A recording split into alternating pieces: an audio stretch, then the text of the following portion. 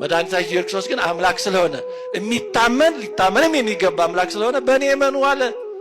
ይሄን ማንም ፍጡር ሌላ አይችልም። በዮሐንስ ወንጌል ምዕራፍ 10 ቁጥር 24 እስከ 31 ላይ አይሁድ ጋር በነበረ ተዋሶ አንተ እንደው ክርስቶስ ስለመሆን እስቲ እቅጩን ቁርጥ አድርገህ ንገረን አሉት።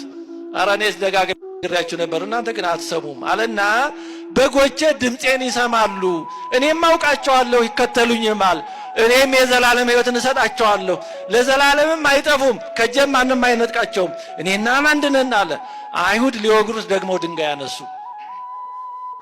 ለምንድን ነው ሊወግሩት ድንጋይ ያነሱት? ምን እንደው ገብቷቸዋል። በጎቼ እኔ አውቃቸዋለሁ፣ ድምፄን ይሰማሉ፣ የዘላለም ሕይወትንም እሰጣቸዋለሁ አለ። ይሄ በብሉይ ኪዳን ስለ እግዚአብሔር እረኝነት፣ ስለ ሕዝቡ መንጋነት ተነግሯል። አይሁድ ያን ያውቃሉ። መዝሙር 94 ቁጥር 6 እስከ 7 ላይ ይሄው ቃል አለ። ኑ እንስገድ፣ ለእርሱም እንገዛ።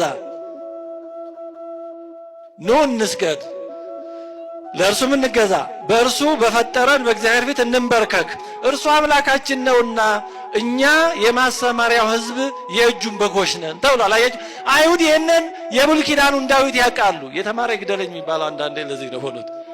ስለዚህ ያ የበጎቹ እረኛ በጎቹን የሚያሰማራ ለበጎቹ የዘላለም ሕይወትን የሚሰጥ በጎቹን የፈጠረ ማን እንደሆነ ያውቃሉ፣ እግዚአብሔር እንደሆነ። አሁን ጌታችን እኔ ያ ነኝ እያላቸው ነው። እኔ ያ የበጎቹ ባለቤት የበጎቹ እረኛ ነኝ፣ ለበጎቹም የዘላለም ሕይወት እሰጣቸዋለሁ አለ። አንተ እንዴት ራስህን እንዲህ ያለ አምላክ ነህ ትላለህ ብለው ነው ሊወግሩ ድንጋይ ያነሱት። ሐሳቡ ገብቷቸዋል። ያም የዘላለም ሕይወትን መስጠት ከእግዚአብሔር ውጭ ማንም አይችልም። እኔ የዘላለም ሕይወት እሰጣቸዋለሁ የሚል ሐዋርያ አለ? የሚል ጻድቅ አለ? የሚል ሰማዕት አለ? በጭራሽ የለም። እንዴ የማክደት ነው። የዘላለም ሕይወትን እሰጣቸዋለሁ ያለው ራሱ ሕይወት የሆነ የባህሪ አምላክ ስለሆነ ብቻ ነው። እንዲህ ስለሆነ ብቻ ነው።